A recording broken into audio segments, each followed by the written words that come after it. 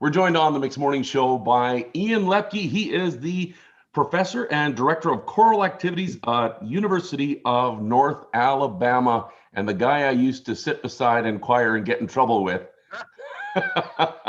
Welcome, Get in Ian. trouble with. Yeah, oh yeah. Oh yeah, yeah. I remember several of those. Can you guys just stay back for a minute? Yeah, oh yeah. Yeah, I remember those two. Yeah, absolutely. So you're out in North Alabama. Very successful in your music career as a teacher. Congratulations on that. Thank you. How many years have you been at this now? I finished grad school in 2003, and I've been here ever since. This was my first job after school, and I've been here ever since. I love it.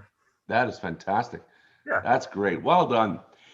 So we've been watching this reality show called U.S. Politics here in Canada. It's a very popular reality show that's on the news and everything. Finale last night. Oh yeah, big finale. Yeah, season finale was phenomenal. Yeah. You live right there in the States. What's it like living there firsthand as a Canadian, watching American politics unfold?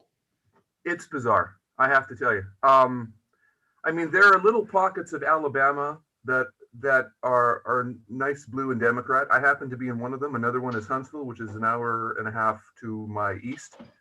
But most of the state is just overwhelmingly red, right? It's a state that will instantly go for a Republican candidate, no matter what that candidate is. I'll give you an example. Monday was Martin Luther King Day. Right. It is also by state law Robert E. Lee Day. Oh. Not making it up. And that is celebrated in a lot of places in this state in conjunction, wink, wink, with Martin Luther King Day, which is just absurd, right?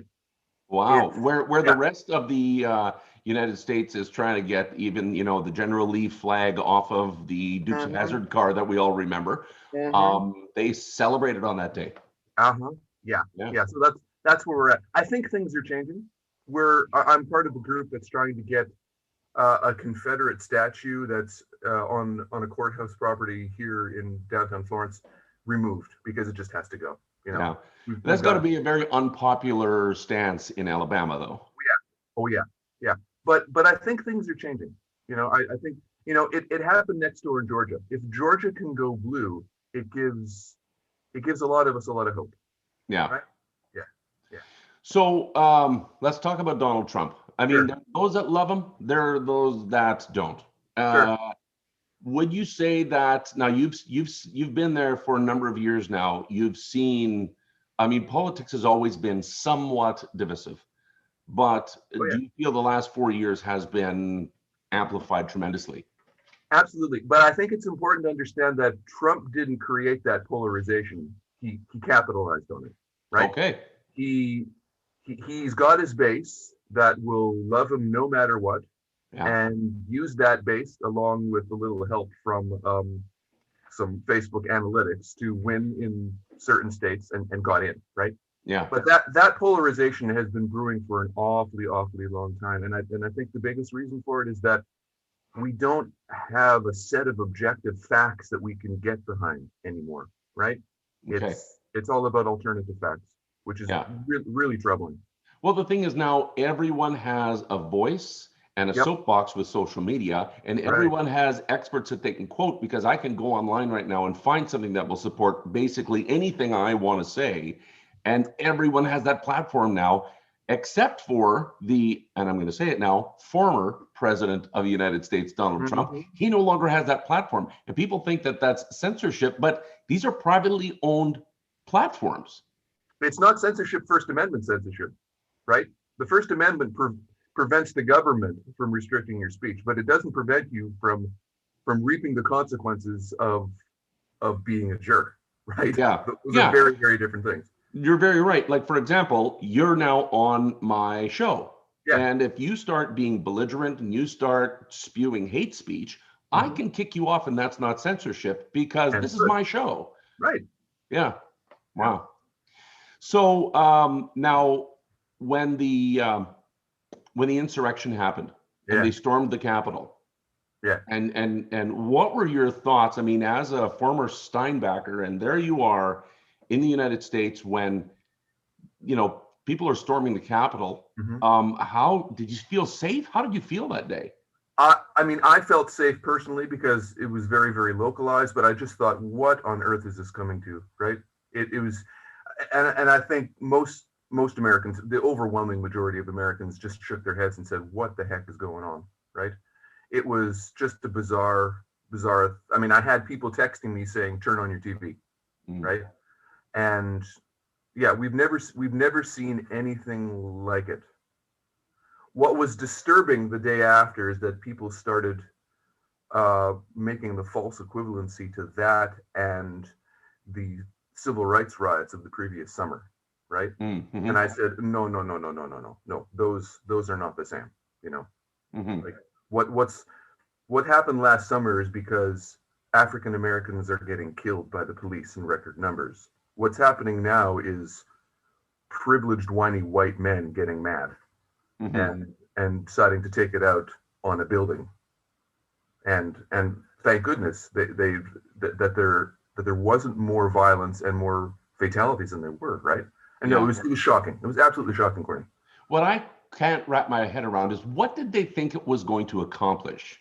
Because some of them came in with zip ties to apprehend people. Sure. Some of them came in with weapons. Did they think that if they came in with that amount of force, people would go, you know what, you guys are right. No, we're gonna change it. You're right.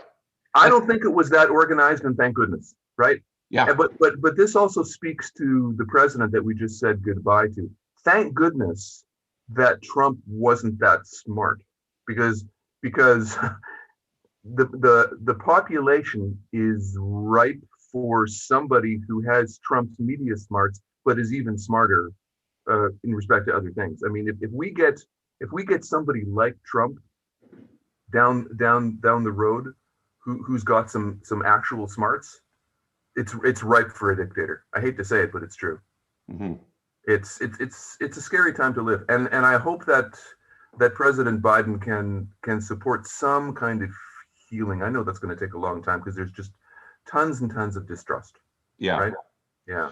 So now there's a new president, Biden, no longer president-elect. Your thoughts on the inauguration? I thought it was great. It was an amazing day. The youngest poet laureate in America's history, right? She 22 was years old, and she was amazing. Yeah. Yeah. And I hear that she suffers from some speech impediments and actually overcame some pretty great obstacles to do what she did. And so did President Biden. He used to stutter. Oh yeah. Yeah. It was you go online and you see a lot of people still saying, not my president. Sure. That's going to happen. It's going to happen. Yeah. I just hope that people are understanding, that people cool off, that people take a break, that people are open to change from a party that they didn't happen to vote for. Right. Yeah. I think everybody wants that. Yeah.